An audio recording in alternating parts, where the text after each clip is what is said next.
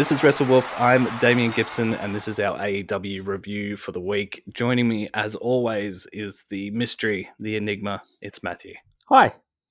Hey, man. It's good. We just had a really stilted, weird conversation because we both wanted to talk about this show so bad and couldn't. So it was just this weird. It was like two exes seeing each other in the street. Well, we've just it's we're back in lockdown. Like we just had another nearly 300 cases of COVID. So I think all we want to talk about is wrestling. Victoria, not you and me. We don't have 150 cases of not each COVID each. No, that's riddled with it. That would be bad. I probably shouldn't be making jokes about that, should I? No, probably. Anyway, probably not. Sorry, everyone. All right, let's get into Fyter Fest Night 2, Part 2,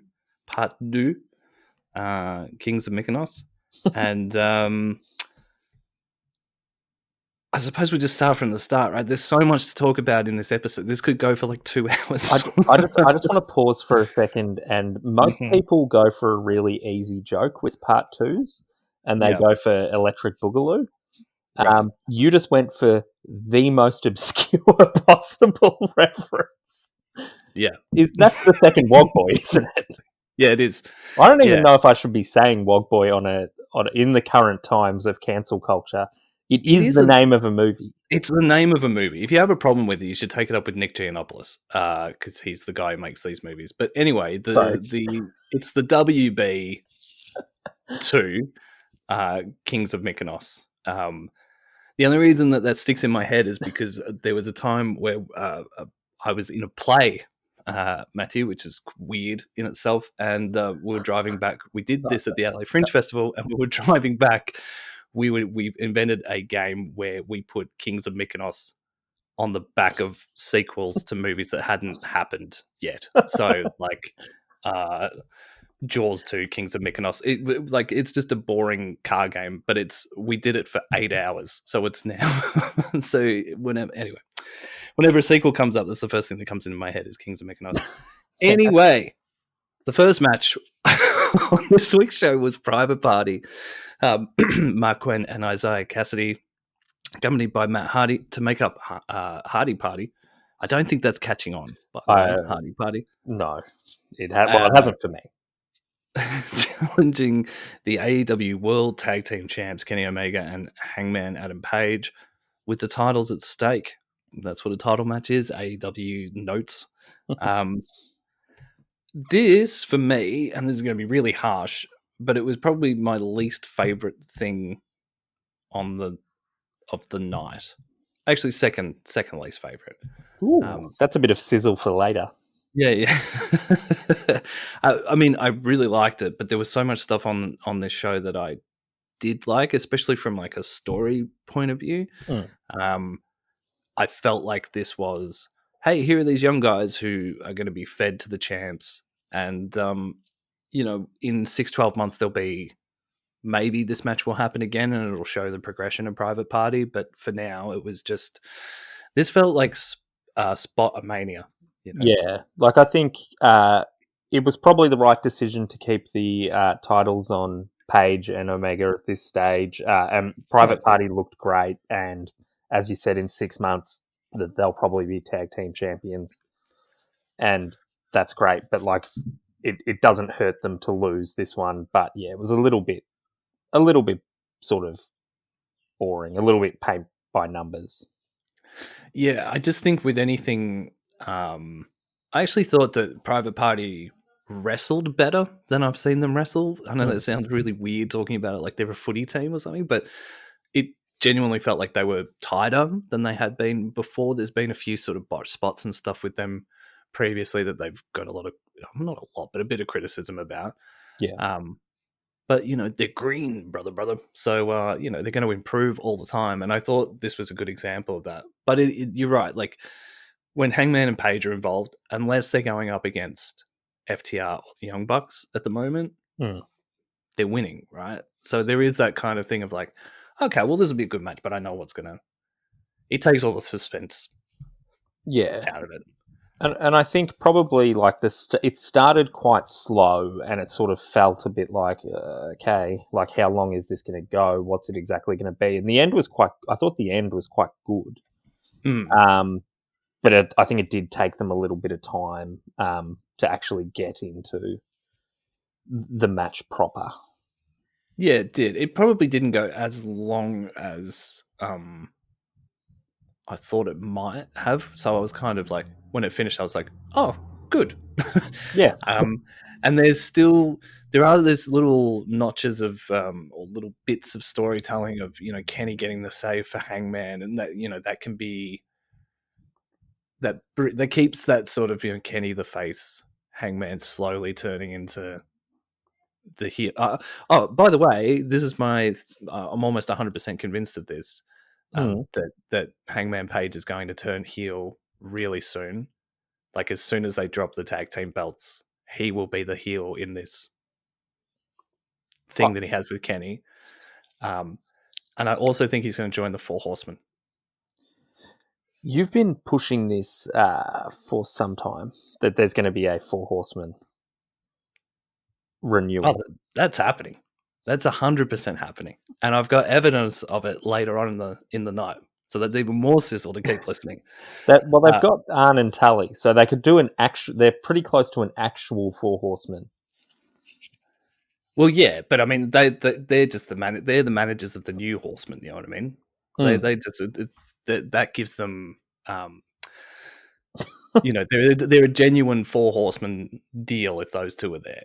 So they're like the Four Horsemen 2, Kings of Mykonos. Kings of Mykonos, exactly. See, you got it. Private Party tried to finish this match off with the gin and juice. Kenny blasted Cassidy with the V-trigger knee. Hangman smashed Quen to the mat with an avalanche Liger bomb. And then the champs used their last call combo. I didn't realize that was called the last call until I was looking at the notes. I was like, oh, that's pretty cool. Yeah, it's pretty cool. I don't pay that much attention for someone who runs a wrestling thing. I don't pay that much attention to like names of moves and stuff like that. So I just don't notice it. I don't know why. I pay more attention to like ring gear than I do that. I think that's probably the arts degree in me. That's like, oh, there's some pretty tights. Next up, we had the Murder Hawk Monster. AEW are calling him Murder Hawk Monster. Wasn't he just the Murder Hawk a couple of weeks ago? It's not a good nickname, is it? It just gets bigger every week.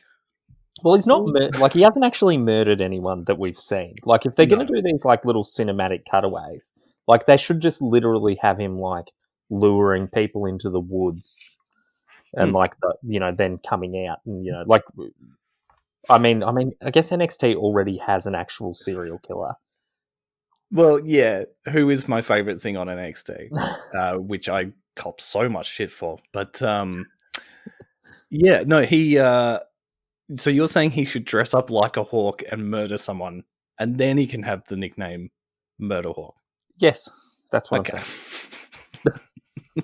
Well, otherwise it doesn't make sense. Like Joey Janela, as we've discussed at length, you believe he has been a bad boy. Whereas I'm not accepting murder unless I see murder. Yeah. Show me, don't tell me. It's just good storytelling. Yeah, it's good storytelling. You're right. Murder Hawk Monster Lance Archer with Jake the Snake Roberts versus the Bird Boy, Joey Janela. It's Justin Roberts who's the ring announcer, right? Yeah, I think so. It's the way he says bad boy as well that does not help. Yeah, it doesn't help. He is a bad boy. Joey Janela. It's like, ugh. What do you? What does Justin Roberts know that the rest of us don't know? I don't. I think the answer to that is nothing, and we all know. Does it make as another side note? I'm really derailing today, but does it make you feel a little bit uncomfortable seeing Jake Roberts with the whole Corona thing going on? It makes me feel he's a bit old, and he looks old.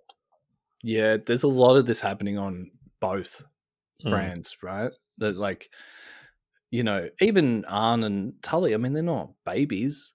No, you know, like, and then Ric Flair keeps being like, Ric Flair is now like Randy Orton's manager on SmackDown, I think it is, or Raw, no Raw. And you know, Rick like died 2 years ago, like his heart stopped, and so like, not to make light of that, but he did, and so like, that's why everyone loved that photo of him wearing that T-shirt saying "I'm not dead yet, motherfucker," when when he like lived. Anyway, I agree with you. It does sort of. There's this weird thing that happens with me with both brands where like I will get upset about something, but then because I love wrestling so much, I forget about it, and then because the match starts, right, and I'm like, ooh, wrestling, and then and then once the show finishes, I get angry again. It's this weird thing where, like, even with Drake Maverick on NXT, where I've been like, oh god, no, why are they still pushing this storyline? And then the match will start. Like this week, Breezango came out, and I was like, huh, cool, I like Breezango, they're funny. And then watched the match for 5 minutes, and afterwards was like, oh, NXT. But they. I don't know. I feel like Jake the Snake really does heighten Lance Archer's character. Well, he essentially is, like, other than making the workplace generally unsafe for people, like, Jake Roberts is the character for Lance Archer. Like, and when I say making the workplace unsafe, I mean, ironically, not the corona thing. I mean the grabbing people who aren't contracted wrestlers.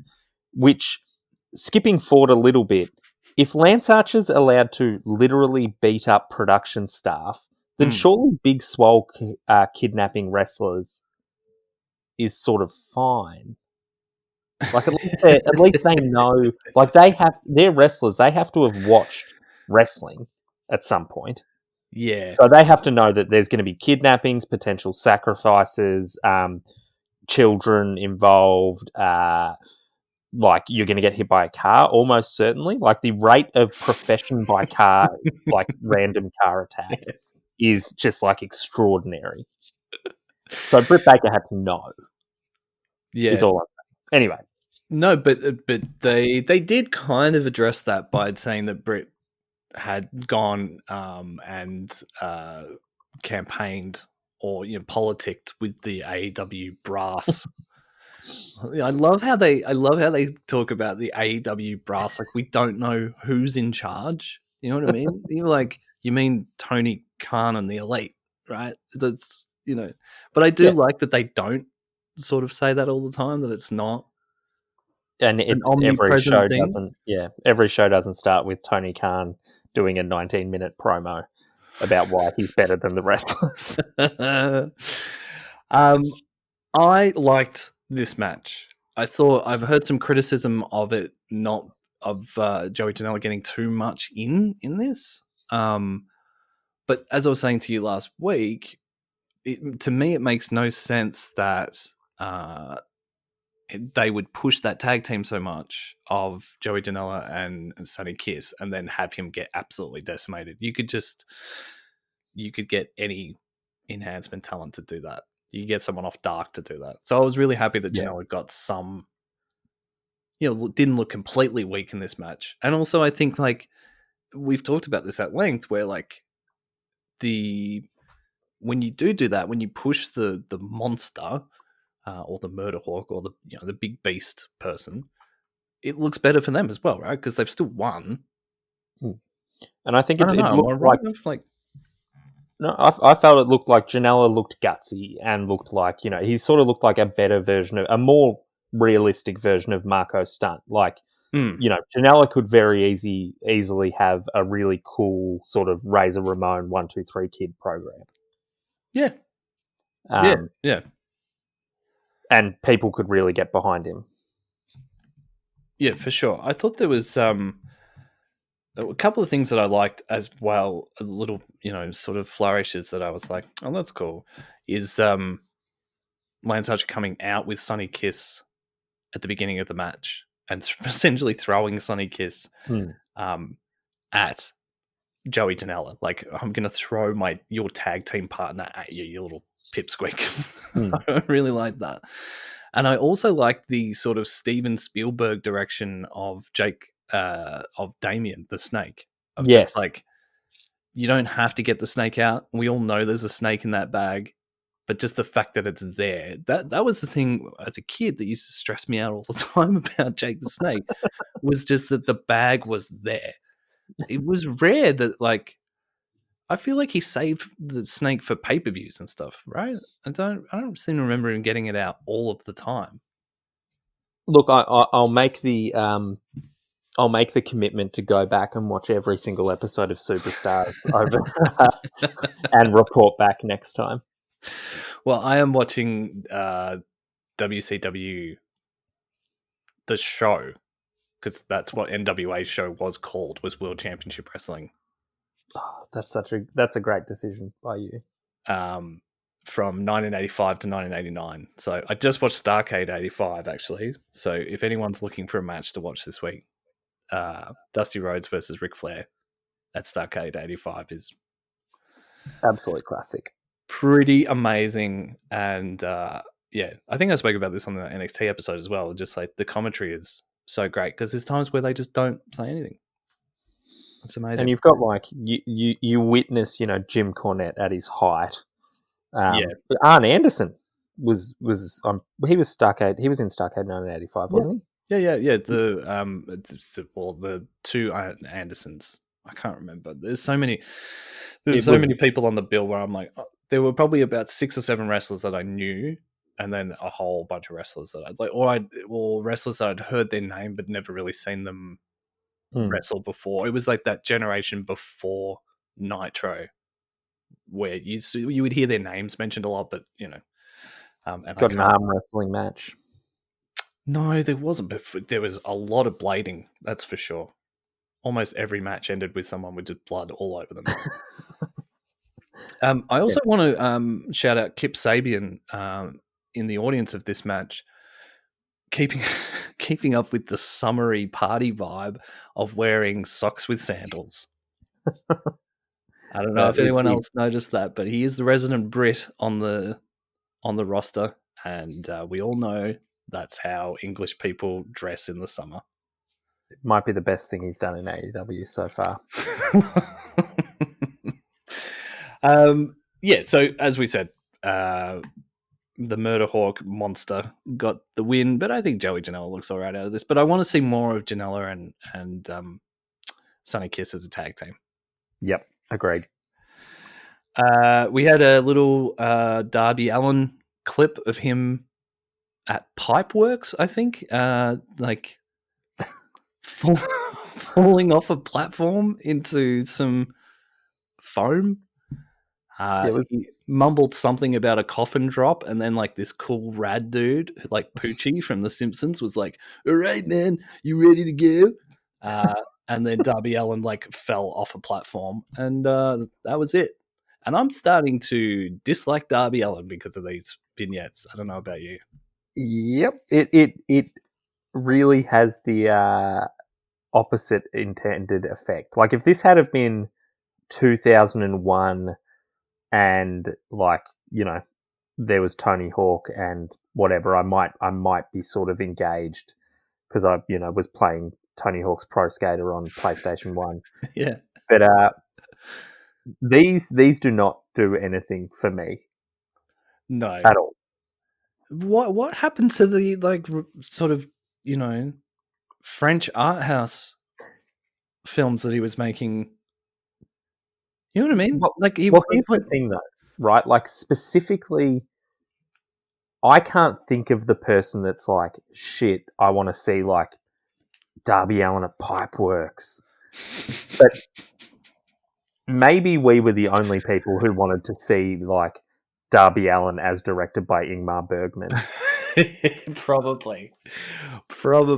But I wanted to see those surrealist, like almost like he'd made a film clip for a Tom York solo album. Like that's, I wanted to see that side of, I don't want to see, I mean, last week where he did like the backflip back onto his skateboard and stuff, like that's cool, but Well, why can't he do like a thing with Werner Herzog? Exactly. Like, you know, Exactly. that the greatest like line from a from a documentary that could like then be moved over to wrestling is the Werner Herzog Grizzly Man. I discover no kinship, no understanding, no mercy. I see only the overwhelming indifference of nature. Like, how has that not been said by Jake the Snake Roberts in a Lance Archer promo? Yeah. Anyway, if you're look, we know that Darby Allin's a big fan. If you're listening, Darby, we want more art house, less skate house, man. All right, that's So much less. Now, I'm not going to say anything here because this is your segment. You've made this your segment. Tony Schiavone interviewed the Machine Brian Cage and his mentor Taz in the ring. Look, I was very excited to see this. It was renegade shit, as Taz said. I will admit to feeling slightly concerned that by giving Brian Cage the FTW title, that may mean he will not physically consume Jon Moxley next week, which concerns me. Taz is great on the mic. Obviously there was nothing they could do, and they did the right thing. I didn't really need. This is the first criticism I've ever had of Brian Cage, and I feel so uncomfortable about it. I didn't need this in particular. Like, I think, like, had they just done a promo, would have been fine. Like, it was cool to see the FTR belt. And, like, you know, I don't know if Brian Cage really needs to be walking around with the FTR belt. FTW. Sorry. What? Yeah. Yep, I'm with you. And, like, you know, is he going to do what Sabu did and, like, Sabu did and put the bit of tape over the top with Cage instead of Taz? Like, he's walking around right now with Taz, with Taz's title, with someone else's catchphrase in Who Better. Like, it might be time to just let him be Brian Cage. And, yeah. You just want to set him free. Yeah. I don't think he needs everyone else's accoutrements. Yeah. Well, I mean, this is really, as much as you love Brian Cage, this story is about the ascent of Taz to the AEW championship. So it's not about Brian Cage. It's about Taz finally being crowned as the heavyweight champion that he should have been. And there we go. WWE. How dare you? How dare you? I really like this. I actually I thought it was a cool. It was a cool throwback for the people who knew. They knew. You know what I mean? If you didn't, you could look it up, I suppose. But there was just something that I was like, yeah, that's cool. Like, that's a cool, you know, let's say, and I know this is going to be hard for you to hear, but let's say that Brian Cage doesn't win the championship next week. Yeah, let's live in that fantasy world. He now has this to help get himself even more over. You know, like, just to be this dominant sort of machine, like, use it in the sense of like, well, you know, if you want to come and get this belt off me, you can, but you won't, sort of thing. That's a good point. That makes me feel slightly better about it all. Yeah, and look, excuse me. I've never had any problem with Brian Cage. It's just been a getting to know you stage because I have not known him at all, really. But Taz is doing some really, really good work. Like, I look forward to his promo. We're probably getting to the point. I agree with you, though. Probably getting to the point where we don't need it every week because it will start to lose its luster after a while. I want to be clear that I absolutely wanted to hear the promo this week. It was just, I was just a little bit like, concerned. I am living in a state of concern that Brian Cage won't be the champion and AEW will lose me as a fan. What? That's in fact, professional huge, wrestling will lose me as a fan. So you're holding Tony Khan hostage, basically. Yep. I guess. I don't know if the stakes are very high for him. They are for me.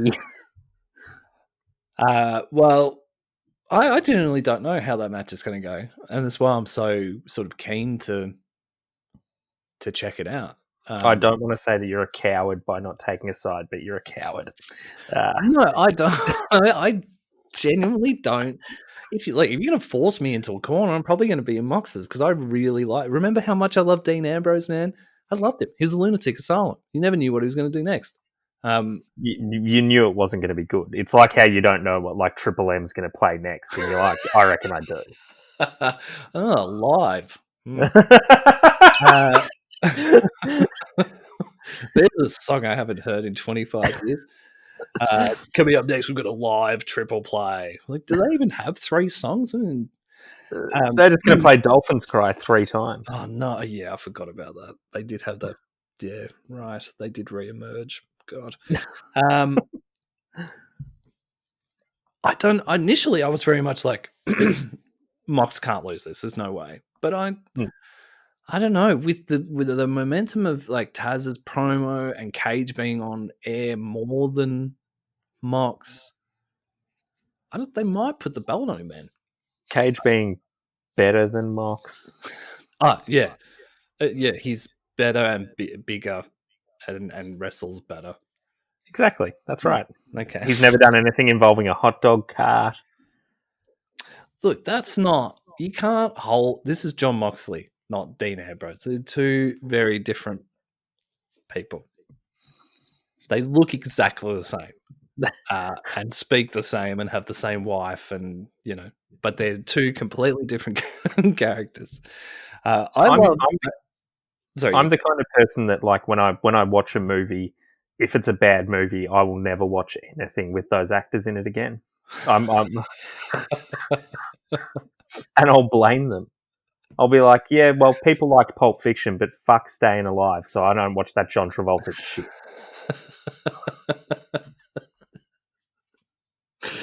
Oh man, what a miserable existence you lead. Yeah, I don't watch anything unless... Yeah, I know. Just so disappointed. Oh man. I just wanted to point out how big assholes Brian Cage and Taz are being about Jon Moxley being a responsible citizen as well, by the way. It's just like every week, like, where are you, Mox? Like, his wife had COVID and he's protecting everybody by not coming to work. And there's this underlying dumb fuckery here with these 2 that just makes them even better heels as well. Every week they come in like, oh, not here again, mate. I really enjoy that. Next up, we had the 8-man tag team match, man. And we had it's us, Butcher and the Blade, Lucha Brothers versus the Young Bucks and FTR. Man, where do we even start? This was very, very good. The truck was back. That was the first thing that I noticed. So I was really worried that Butcher and the Blade weren't going to bring FTR's truck back, and they did. Thank God. They didn't show me after the match, though, whether FTR got their truck back. So I am still a little bit... I'm hoping that we get some sort of conclusion on that. I want the Butcher and the Blade to have the truck. Or there to be a match specifically for, like, pink seats. Fast and the Furious 10.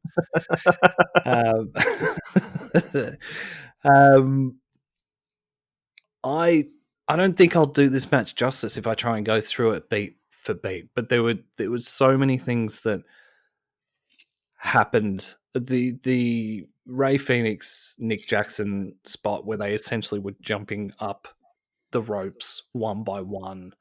I don't even know. I can't. This match would have got 10 out of 10 if I was doing it on my own. We're doing a rating system. I was enthralled by all of it. I even thought Butcher and the Blade were serviceable. You know, Yeah, they were really good. They didn't appear too out of place. Help me out, man, here, because I want to go and say about 9 different things at once, and I'm just not saying anything. This match was potentially actually flawless. Like, I thought the Bucks and FTR actually were really good together. I think it's very, very clear that Nick Jackson is a lot better than Matt Jackson, which I never thought I would have that strong an opinion about the Young Bucks. FTR are the team that I least want to see out of the ring and most want to see in the ring. Yeah. Like, they've got stupid names and poor personalities, and I just don't really care about them as characters at all. However, as soon as the bell rings, I just want to see them, and they're awesome. The Lucha Bros are phenomenal, and probably, if they're going to go with a heel team to be tag team champions, you could do a lot worse than the Lucha Bros. Pentagon's phenomenal. Ray Phoenix is phenomenal. Both of them could be solo, and it wouldn't be a problem. Butcher and Blade fit in, as you said. It's like Phoenix launching himself off Pentagon to do a Canadian destroyer onto the floor is maybe the stupidest thing I've ever seen in my life. It was, I popped pretty hard for that. In the sense of I didn't make any noise. I was just open mouth. I was just sitting on the couch, open mouth. It was such a phenomenal move that I didn't quite understand what I had seen. You know, it was like when there's a really sharp sort of catch taken in a cricket match, or a fast transition in a basketball game that ends with this, phenomenal dunk or whatever, but it happens so quickly that it takes your brain 15 seconds to catch up to what you've just seen, and then you react to it. And that's how special that move was. And I thought there was a whole bunch of sort of storytelling in this that was spot on as well. I really liked the fact that Butcher and the Blade and Lucha Brothers won because of the sort of, I suppose, miscommunication between FTR and the Young Bucks, which carries that storyline on. Now, I promised earlier that I was going to give you more evidence of the Four Horsemen coming at some point, and is it Cash Wheeler? It's Cash Wheeler, right? Yes. Did you notice how he was wearing a black glove on his left hand? Oh God, this is insane. Mm-hmm. You have lost your mind. What? Look. They made a huge deal out of giving Sean Spears a black glove, right? And everyone was like, "Why? What is this?" You know what I mean? And then okay, yeah, he's been using it as a gimmick, and it's a heel gimmick from the 80s of putting a steel rod in there and blah blah blah. But they were out there scouting, and then Cash Wheeler had a black glove on as well. But who is in your Four Horsemen? So now you've got it's FTR, Hangman Page. Oh no, but then Sean Spears is in it as well. Yeah, that's it.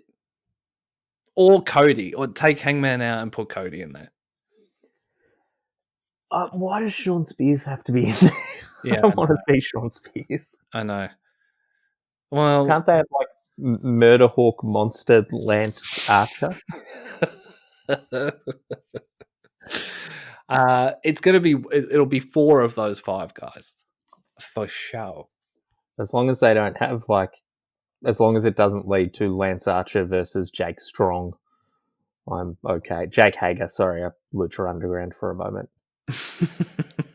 Has that happened? What? Has that match happened?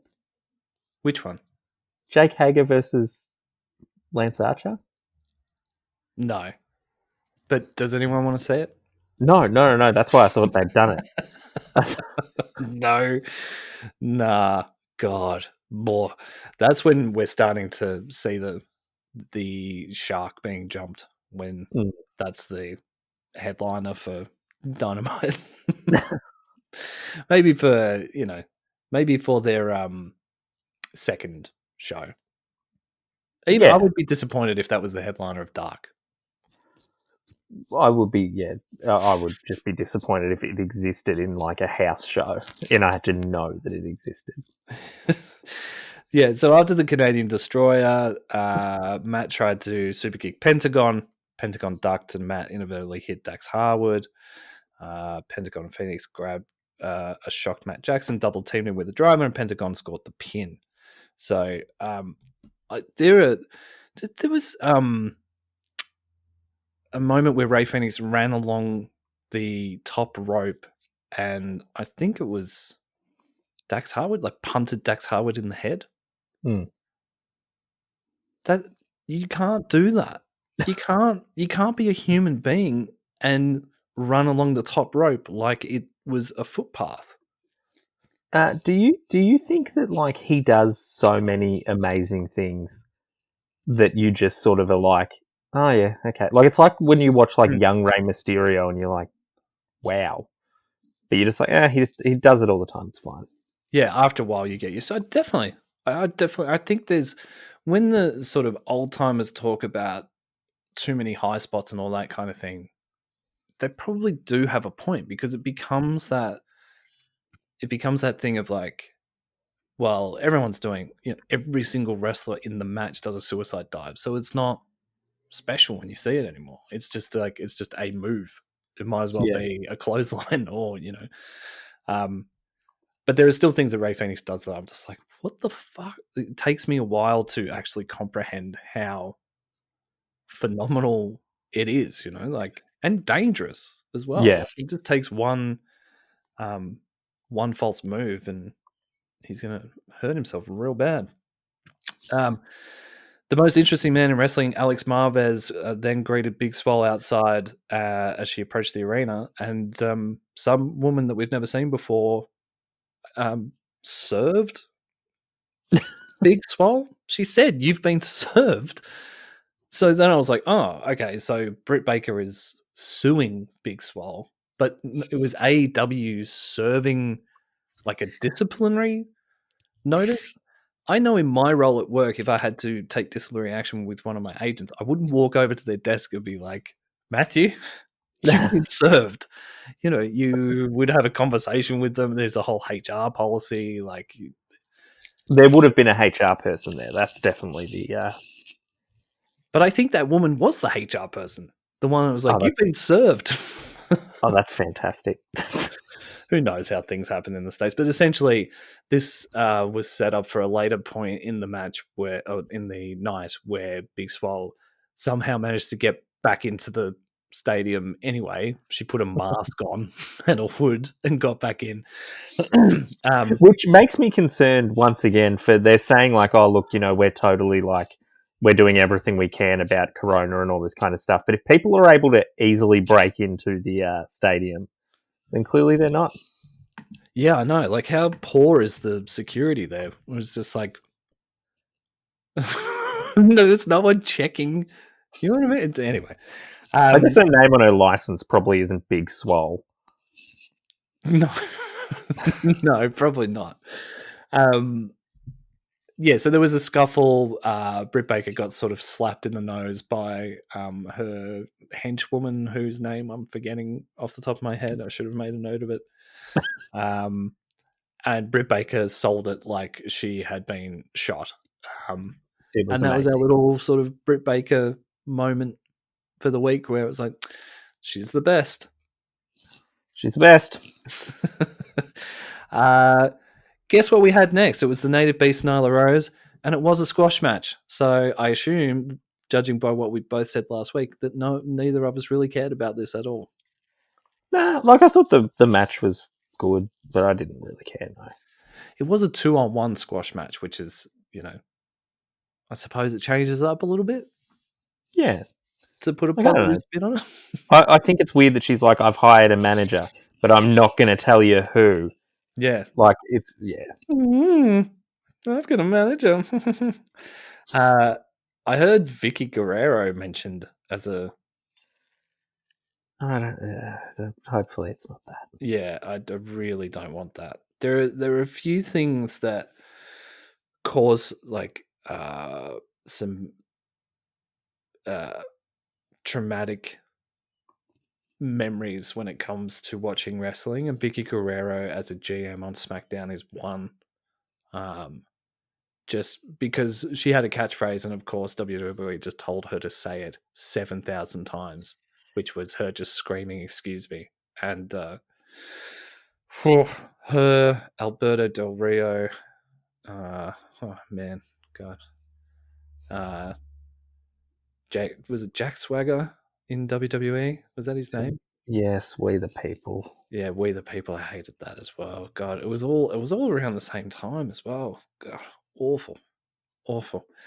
Anyway, I sort of hoped it'd be Amazing Kong. Yeah, that'd be cool. Awesome Kong. I've got the feeling it might be Brandy Rhodes. Yeah, that makes sense. Yeah, it would be quite sort of dull, but still, she cuts a good promo, and yeah, I think she wants to get involved on screen more, and that would make more sense. Next up, we had a sort of a scene from earlier in the day where Colt Cabana was in the medical room with the worst bruise I've ever seen in my life. Yeah, that wasn't good, hey? No. And I don't remember the incident they were talking about either. Do you It remember? must have happened on Dark. I watched Dark this week. He wasn't on it. Then no, I don't. No, it was weird. It was just like all of a sudden, like, anyway, it was, they used it in a storyline. So he was cleared by the doctors to wrestle, and then Brody Lee came in and said, "Oh, thank you for that, doctor." And then basically told Colt Cabana, "Get ready." And Colt Cabana said, "Yes, Mr. Brody." Just and they made a big deal. Ebbing closer to joining the Dark Order. I really liked this match. I was really into it. I'm a little bit biased because I really like Colt Cabana, but I really enjoyed, besides the SCU part of it, they were kind of inconsequential. I really enjoyed Colt Cabana's sort of like naive child type persona that he was doing of like, what is going on? I don't really understand. Should I do this? I feel bad. And then the Dark Order just constantly essentially trying to make him feel good about himself in a weird way. You know what I mean? It's like, no, you pin him. Like, they didn't seem very... I know their reasoning is evil because they want to get him into their Dark Order, but their reasoning is evil. That's such a ridiculous phrase. It's true, but it sounds ridiculous. Like, the reasoning is evil. It's usually the opposite. But in this match, everything that they were doing was quite nice. They were trying to protect Colt because of his injury. They kept, every time there was an opportunity to pin one of the SCU, they were like, you do it, man. You go for it. Which I thought kind of took away from the evilness of Brody Lee a little bit. But I really enjoyed Colt Cabana's whole, like, what happened type persona in this match, where he, like, everything was happening around him. He had no agency whatsoever. All these sort of decisions were being made for him, and he was just sort of stuck in this whirlwind of things that were just happening to him. And I love this kind of bullshit. Like, I love, we've talked about this before. I love factions. I love, like, will he, won't he. I really enjoyed this. Yeah, I thought it was good. I enjoyed it. I thought the match was good. Colt Cabana is, like, really good in the ring. Yeah. He's also, like, he's just naturally good on camera. It's strange how some people, I mean, I know he's worked for a long time, but it's just, to me, it kind of feels like he's just come straight onto national television and it just suits him. Yeah. So I don't expect him ever to be, a 2-year reigning AEW heavyweight champion or anything like that. But I'm always happy to see him. Yeah, he's good. Yeah, I agree. I know you're not overly keen on Dark Order or SCU, so this probably would have been. Yeah, it was just like I was like, I don't need this match very much, but it's fine. It's strange that it was the second last match of the night. I suppose it was probably for a pacing, to sort of bring the pacing down a little bit for the headlining match. Well, it certainly succeeded in doing that. Yeah, well, we had freshly squeezed Orange Cassidy, initially accompanied by Best Friends, versus Le Champion Chris Jericho with Santana and Ortiz. Orange sent the Best Friends back before the match even began. Jericho had Floyd the baseball bat with him. And then we're off. The bell rang. Orange Cassidy put his hands in his pockets and then headbutted Jericho, and we were off to the races. I'm actually glad that we didn't record straight after watching this, because if we did, I would have been so sour, and I would have been like, dude, it was shit. It was shit. You talk about it, Matt. Now that I've had a few days to calm down and be an adult about it, I really enjoyed the overall match. I suppose it's the right booking, right, for Jericho to win in the end, especially with all the help that he got from Santana and Ortiz. Makes him look like even worse heel than he already has, and it gives Orange a reason to be able to come back and say, you didn't win properly, man.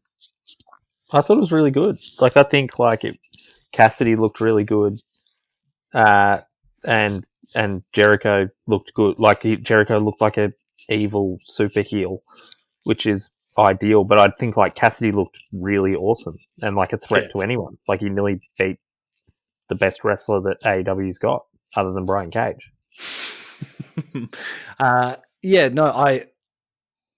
I think it's a testament to how much I was into this storyline and into this match that when Jericho won, I literally out loud went, "What?" And then was like, fuck. So you got me. Like, you got me in 100%. And I'm starting to get upset again just talking about this. I want Orange Cassidy to beat Jericho so bad. And I think they know that. I think they know that people are into it.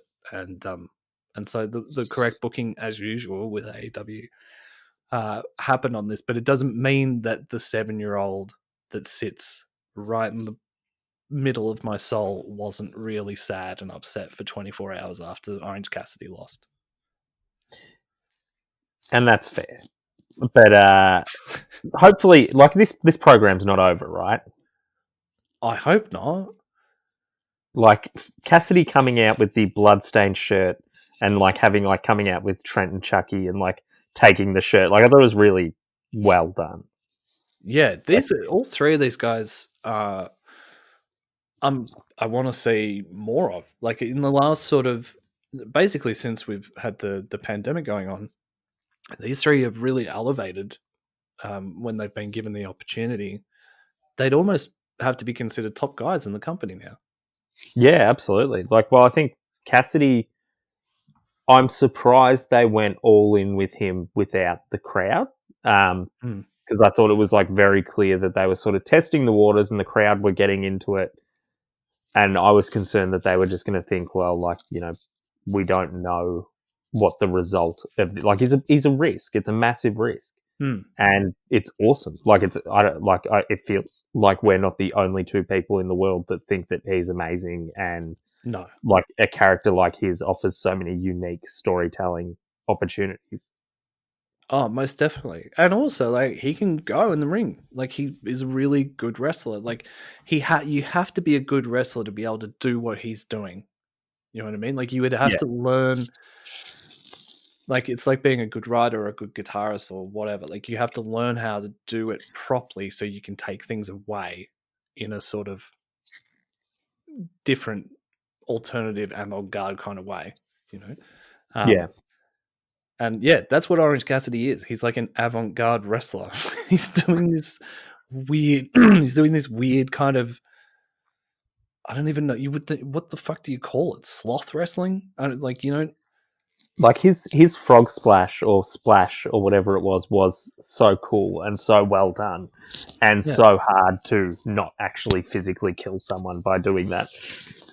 Yeah. It's just everything he does is so impressive and seems so difficult. Yeah, I love him, but and was genuinely upset that this match ended the way that it did. But yeah, so that was the end of Fyter Fest, and now we go straight into Fight for the Fallen. Yeah, another pay-per-view event. I quite like doing sort of different.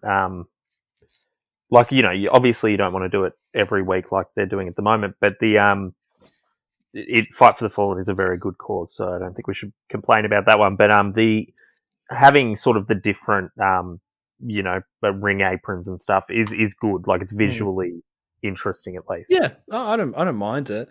It's a bit, it's old school, right? Like the stuff with like that would happen all the time, and I don't mind it. I think the only thing that happens is that it probably propagates this fucking Wednesday night war more than, you know, I'm kind of sick of hearing about it, especially now that NXT have started winning in the ratings the last couple of weeks, and it just becomes. Well, that's, I mean, you know, and you know, NXT have announced that they'll be doing NXT Uncensored next week, and then Road Wild the week after, and you know, Sin the week after that. Oh, I thought you were serious for a second. Unbelievable! Imagine NXT if they did Road. Imagine if they did Road Wild. Imagine that. Because you could in the state, like you could in Florida, right? Like you could. Yeah. There's nothing stopping you from doing that. I just want them to do like. I just want them to do like New Blood Rising and, you know, NXT Greed, NXT Sin, like the really bad late like 2000s, just to like really piss Cody off. If they did, anything to do with Dusty, if they did something like Cyber Wednesday, you know, I'd be interested in that. You know, yeah. But anyway, this is an AEW podcast, not an NXT one. I thought I just want to point out this is a JR moment for the week. In that match, they were going to a picture-in-picture ad break, and he was like, "We're going to a picture-in-picture ad break. Make sure while you're in the ad break, you play along with the hashtag FighterFest." I was like, "Cool, I'll play along with them. Just play along with it, man." He's a constant reminder that we will all die, and we will all become what we hated. Which I think is important. Like, I think, you know, we need more Nichka in wrestling. Everyday Just life. quickly, given we've got Fight for the Fallen, I enjoyed going through the card for Fyter Fest, so I'm going to quickly. There's been 4 matches announced, and I want to hear what you think. So we've got the Elite, which is made up of Kenny Omega, Matt Jackson, and Nick Jackson, which is pretty elite. It's not the like Matt Hardy, Cody, Matt Jackson version of the Elite, versus Jurassic Express in a 16 tag match. That's going to be phenomenal. Have they've wrestled before? I don't know. I don't know if all 6 of them have been in the ring before. I don't know if they have an AEW at the very least. Yeah, that in itself would be a match where I'd be like, "Oh, Dynamite would be good this week." Yeah. So I think the Elite are going to win. Yeah, well, of course, it's their company. Yeah, and like they probably need to win sometimes. Yeah. The Young Bucks probably do need a win, but I also do. I think Jurassic Express probably do as well, right? They haven't. Yeah, they've lost the last couple, so it'll be interesting to see what they. And to be fair to the Bucks, they do put a lot of people over. They don't. Yeah, they do. They lose quite a bit. So as much as I don't like their little Christian AF faces. Yeah, I'll go. I'm going to go with Jurassic Express just because that's who I want to win. I like it. Then we've got FTR versus Lucha Bros, which is going to be insane. FTR have to win this, right? Just from a storyline point of view, Lucha Brothers got the win this week, so they don't look weak if they lose against FTR. And is it FTR's? It's only their second proper match, right? Yeah, it is. So it should be really good. Yeah, yeah. Oh, it'll be an amazing match. I'm going to go with FTR. Even I would actually kind of prefer Lucha Brothers to win, but I'm going to go with FTR. I'm going to go with Lucha Bros because I know that they will lose, but I want them to win. Cody versus Sunny Kiss. Oh, right. Yeah. Okay. Cody. Yep. I think that's right. It should be good. Yeah. I'm interested to see that. Yeah, for sure. I like that Cody's just doing just wrestling good wrestlers. Mm. And the last match, Jon Moxley versus Brian Cage. I'm going to say Brian Cage. I feel like you only said that because you knew that like there would be no Wog Boy 3 if I would just have had such a massive tantrum about No, I don't know. I don't know if the show has suffered without Mox as a champ. That's really harsh, but I don't know if it has. I mean, ratings would just suggest it has a little bit. But look, he I don't know. It's been what 6 months of him having the belt. Yeah. It just feels like it's a little stagnant at the moment. And if he was to win again, AEW feel like a company who are willing to take those risks. Let's put the belt on Brian Cage, see what happens. Let's make Mox chase Cage. Because this storyline has been stop start because of the pandemic, but when it has got going, it's been good. Like you've got good promos, you've got big guys who beat the shit out of each other. And knowing through mates of mine who got into NWA because of that, that's people want to see matches like that. They want to see big, beefy boys beating the shit out of each other. And I think you could quite easily keep it going, but have the belt on the heel rather than the face.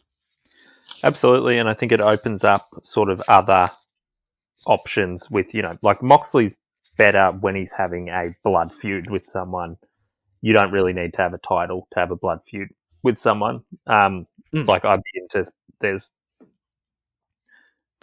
almost any combination of I would love to see Pentagon against Moxley, like things like that you sort of just. Is Pentagon sort of slowly creeping up as one of your favorites? You mentioned him a lot. I really like him. Yeah, I like him too. I liked him a lot in Lucha Underground. Yeah, same. But you just have these I noticed just with myself as well. You have these like Orange Cassidy was one of these guys where all of a sudden I was like the wrestler next door. You just sort of they take their glasses off and put their hair down. You're like, oh my god, I'm in love with you, and you don't notice.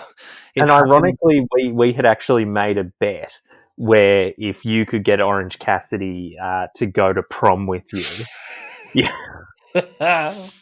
I know, right?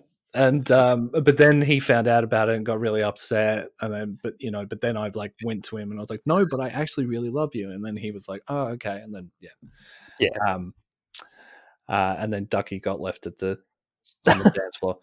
I didn't run this past you, but I just thought we could really quickly, before we wrap up, go through the rankings because it's something that's very unique to AEW, and it's not something that gets mentioned as much. But I thought it's kind of interesting to see where wrestlers are at.